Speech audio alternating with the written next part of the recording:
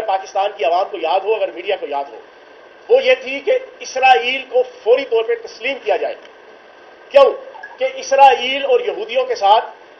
Justification کیا دی گئی تھی اس پروپوزل کے اندر؟ وہ پروپوزل کوئی آسما عدید نے اپنے ہاتھوں سے نہیں لکھی تھی، اس کا جتنا آئی کیو لیول ہے وہ میں اچھی طرح جانتا ہوں۔ یہ پری پلانڈ پی ٹی آئی کی لیڈرشپ اور جناب پی ٹی آئی کے چیئرمین کی طرف سے پوری ایک ریزولوشن بنا کے پیش کی گئی تھی، اور اس میں جسٹیفیکیشن کیا تھی؟ جسٹیفیکیشن یہ تھی کہ ریاست مدینہ جب نبی پاک صلی اللہ علیہ وآلہ وسلم نے بنائی تھی تو اس وقت ریاست مدینہ کے ارد گرد کئی یہودی قبائل تھے،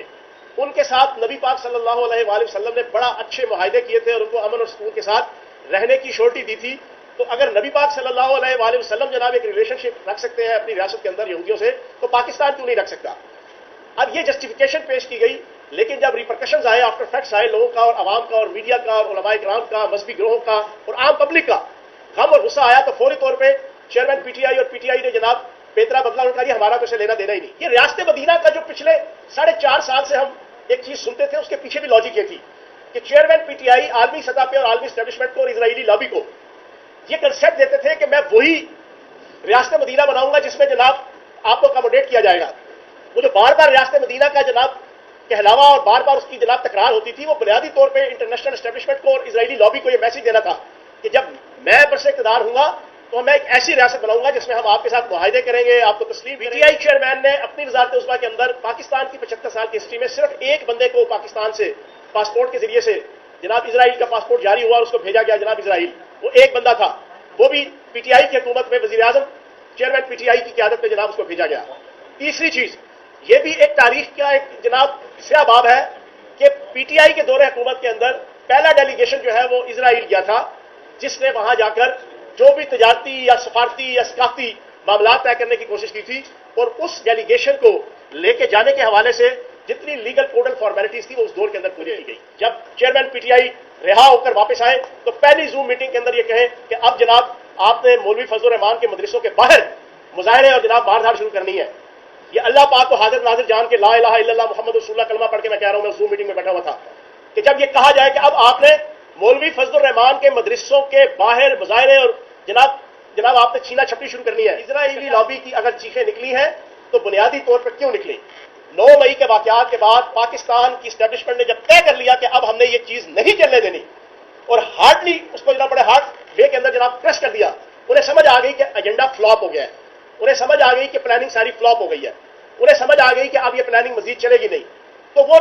بے ساختہ جس ملک کے ساتھ تمہارا سفارتی تعلقات نہیں، جس کو تم نہیں مانتے، جو تمہیں نہیں مانتا، تم کس طریقے سے جناب ایک ماسٹر اور ایک استاد اور ایک پیٹرن اور چیف پیٹرن بن کے آپ جناب اس کو پندو نصیحتیں کر رہے ہیں اور اس کو کرٹیسائز کر رہے ہیں، تو وہ جو اربوں ڈالر کی انویسٹمنٹ تھی پچھلے 10 12 15 سال کی، خصوصاً سال 1.5 سال کی، جب وہ تباہ و برباد ہوتے ہوئے اسرائیل نے دیکھی تو وہ بے ساختہ اس نے جناب اس پورے ایشو کو انسانی حقوق کے نام، اسرائیل کی جناب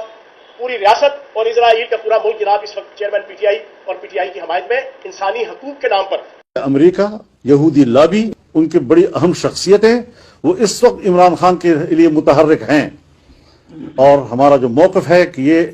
غیر ملکی ایجنٹ ہے، یہودی ایجنٹ ہے، پاکستان کے خلاف اس کا ایجنڈا ہے، پاکستان کے آئین کے خلاف اس کا ایجنڈا ہے، پاکستان کے نظریے کے خلاف اس کا ایجنڈا ہے۔ کس طرح ملک کو تباہ کرنے کی اجازت دی جائے؟ لیکن پھر یہ عمران خان صاحب کے بارے میں آپ کا رویہ ایسا کیوں نہیں ہے؟ ادھر ہمیں تلخی بھی نظر آتی ہے، رواداری ہمیں نظر نہیں۔ عمران خان کے حوالے سے میرے ذات سے کوئی اختلاف نہیں ہے۔ ان کا ایجنڈا جب میں نے اسٹڈی کیا اور مجھے یہ اندازہ لگا کہ یہ ایجنڈا باہر کا ایجنڈا ہے اور اس کے پیچھے یہودی لابی کا ایک بہت بڑا عنصر کا فرما ہے، اس کو میں نے نشان زد بھی کیا، اس پر میں نے آواز بھی اٹھائی۔ اب کسی کو سمجھ میں آئے یا نہ آئے، ہم نے اپنا فرض ادا کر لیا۔ عمران خان کے ایجنڈے کے پیچھے یہودیوں کا ہاتھ؟ اس میں کوئی شک نہیں ہے۔ مولانا صاحب آپ کیا کہہ رہے ہیں؟ وہ تو اسلام کی بات کر رہے ہیں، پاکستان کی بات کر رہے ہیں، امریکہ کی مخالفت آپ سے بڑھ کے شدت سے۔ نہ اس کو پاکستان کا پتہ ہے، نہ اس کو اسلام کا پتہ ہے، اور بس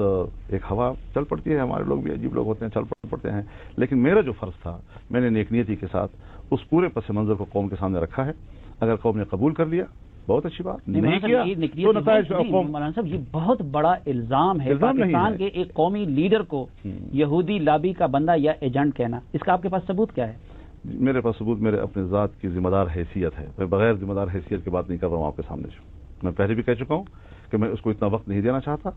کہ میں آپ کے پورے انٹرویو کو اس کے حوالے کر دوں ثبوتوں کے حوالے سے،